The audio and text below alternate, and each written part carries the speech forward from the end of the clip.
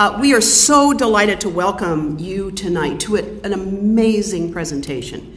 Here's the thing, by the time you hear these presentations tonight, you will be the most popular person at your next cocktail party because you will be able to speak with 3 minutes of sparkle about really important things. And I promise you, you will know more than anybody else in the room. How about that?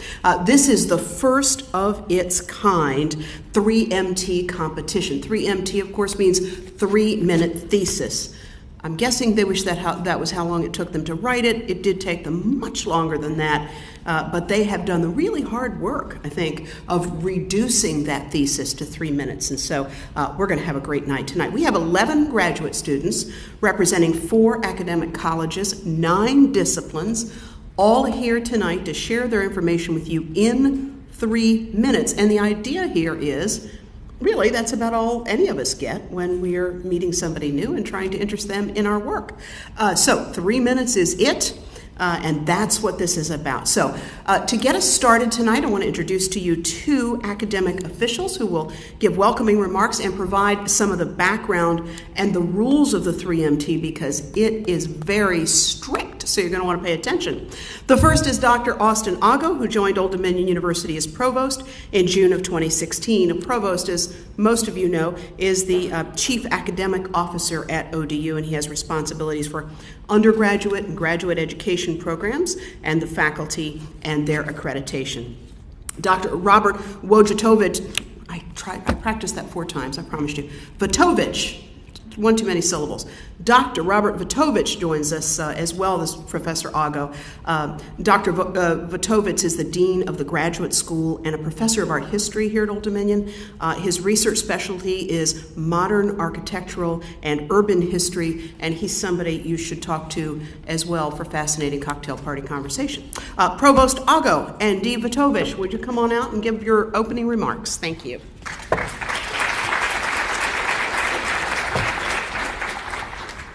Well, good evening. It is so wonderful to see so many of you here tonight as we support and promote the scholarship and research of some of our most talented students.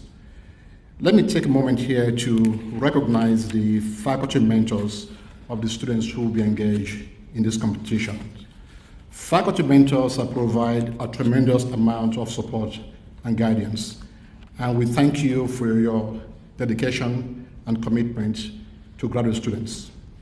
Your names are noted in the introductory slides for each student before our presentation. I would like to take a minute here to recognize all the faculty mentors and directors of the competition. Please stand if you're in the audience.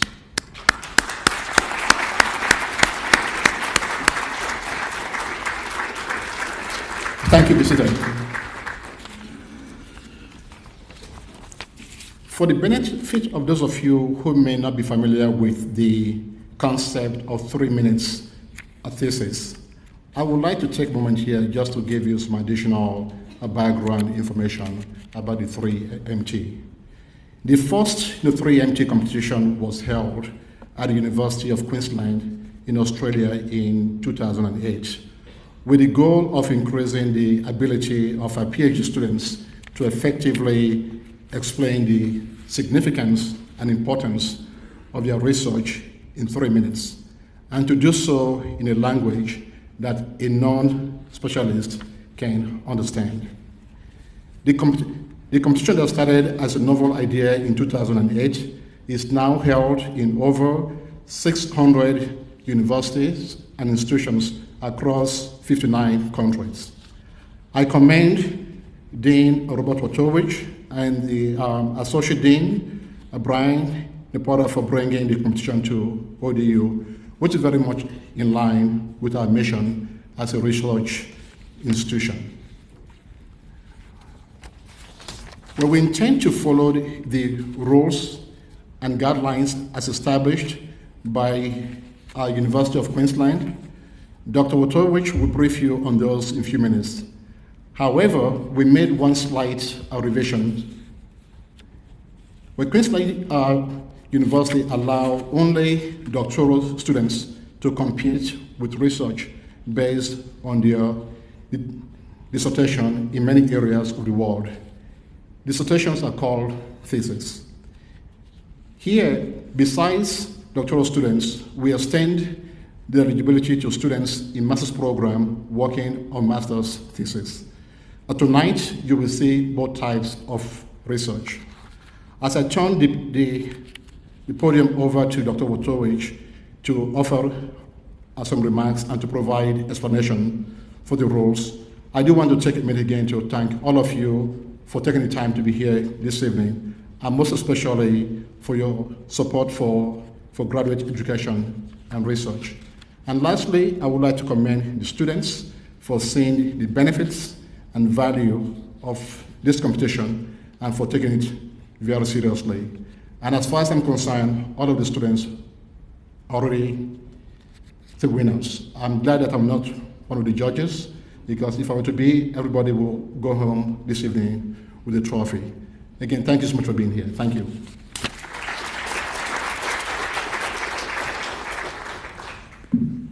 Okay, thanks, Austin. And as I'm finding my place, here we go. I'll just say that Kathy is not the first person to mispronounce my last name. It's been vexing individuals since my kindergarten teacher, way back when. So in any case, good evening. Let me add my warm thanks for your attendance tonight and for joining the graduate school in this exciting event. We couldn't be more pleased with the students who are competing tonight or your support of them. The graduate school was formally launched in July 2016. Since then, we've worked hard to find new and innovative ways to promote graduate education, which has included the promotion of research and professional development activities like those you'll see tonight. The skills learned and performed tonight are substantial. Communicating ideas, making a case for a theory or application, and advocating for the incorporation of these ideas into the public space are not easy tasks, but are essential to research professions. It also does not hurt to have a little fun in demonstrating those skills as well. Tonight will be fun for us and for the competitors as much as a test of effective communication. Last spring, we began working with interested students on how to do a 3MT.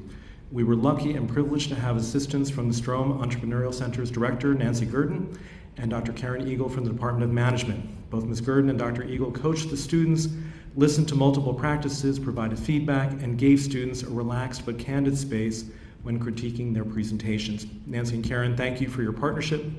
And if you are here, please stand. And yes, good. Okay, good. And here are the rules that govern the presentations. First, students are allowed a single static PowerPoint slide. Slide transitions, animations, and movements of any description are strictly prohibited. No additional electronic media, sound, or video are permitted. No additional props, costumes, musical instruments, lab equipment are permitted. No Bunsen burners.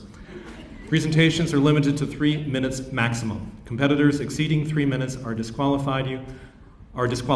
Behind you, near the technical table, is a digital countdown clock visible to the competitors. I can see it even without my glasses. It is an intimidating device. That clock gives an audible warning with 5 seconds to go, and a rather annoying notice when time is up. We will, of course, forcibly remove students who do not give up the stage easily. Students still speaking after 3 minutes will be stopped. And don't worry, we also have a backup clock running just in case of any unforeseen situation. We take the time limit seriously. Presentations are to be the spoken word, no poems, raps, or songs. Presentations commence from the stage. The countdown begins when the student arrives, stands, and starts the presentation through a movement, gesture, or speech. Decisions by our judging panel are final. The judges will consider the following criteria. Half of the score is to be based on comprehension and content. Did the presentation provide an understanding of the background to the research question being addressed and its significance? Did the presentation clearly describe the key results of the research, including conclusions and outcomes? Did the presentation follow a clear and logical sequence? Was the thesis topic, key results, and research significance and outcomes communicated in language appropriate to a non-specialized audience? Did the speaker avoid scientific jargon, explain terminology, and provide adequate background information to illustrate points? Did the presenter spend adequate time on each element of their presentation, or did they elaborate for too long on one aspect, and was the presentation rushed? The other half of the score is based on engagement. Did the oration make the audience want to know more? Was the presenter careful not to trivialize or generalize the research? Did the presenter convey enthusiasm for the research? Did the presenter capture and maintain audience attention? Did the speaker have sufficient stage presence, eye contact, and vocal range? Did the speaker maintain a steady pace and have a confident stance? Did the PowerPoint slide enhance the presentation? Was it clear, legible, and concise? The judges' scores will be used to select the first place winner and a second place runner-up. You, the audience, you, have an active role too. In your program, you should find a ballot. This ballot is for you to choose your favorite presenter. The presenter with the most audience votes becomes the People's Choice winner. And this is part of the 3MT standard competition format. At the conclusion of the presentation, but prior to the intermission, for the judges' scores to be tallied, you will receive instructions for how to complete the ballot and return it to one of the graduate school staff members. So take your own notes on the presentations to help you vote later. Tonight we're giving out more than $2,000 in prize money. Our first place winner will receive $1,000. The runner-up will receive $750, and the People's Choice winner will receive $500. I should mention that the first place winner or runner-up can also be the People's Choice winner and receive both award amounts. Tonight's first place winner will also represent the university at 2 more 3MT events between now and February 2018. In February, most notably, the winner will compete at the Council of Southern Graduate Schools annual conference. This will be held in Fayetteville, Arkansas. The organization represents 15 states. The other will be a statewide exhibition round to be held in Fairfax next week. Now I turn the program back to Kathy to introduce the judging panel and give some final instructions before the competition begins. Thank you again for being here to celebrate the work of these students. Break leg, competitors.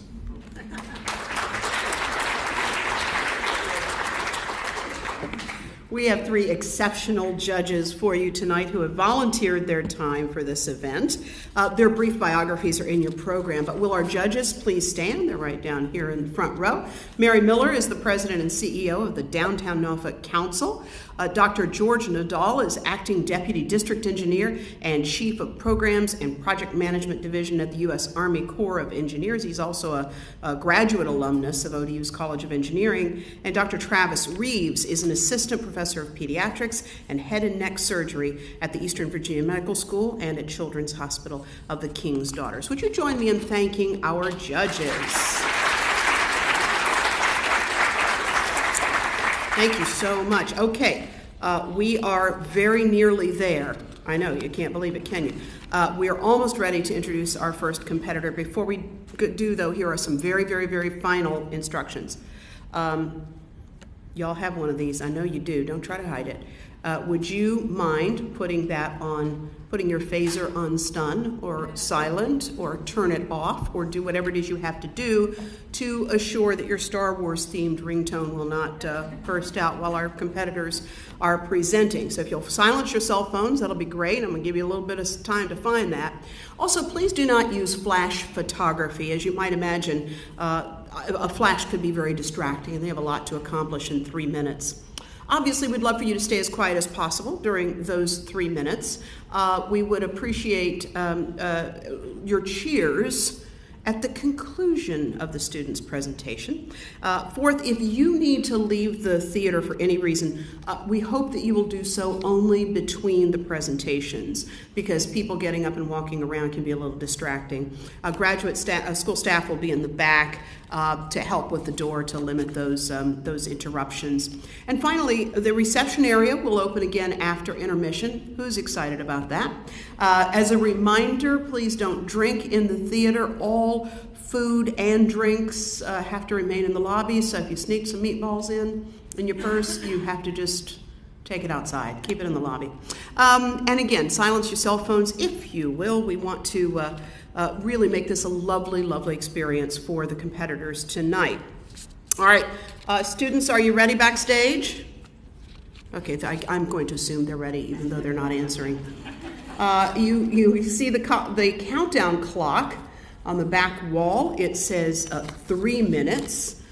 So our technical crew, we're gonna walk this through slowly on the first one, just to make sure that we have all of our systems are go. Are we okay from a technical perspective? All right. And our judges are ready. Yes, ready to go. All right. Let's do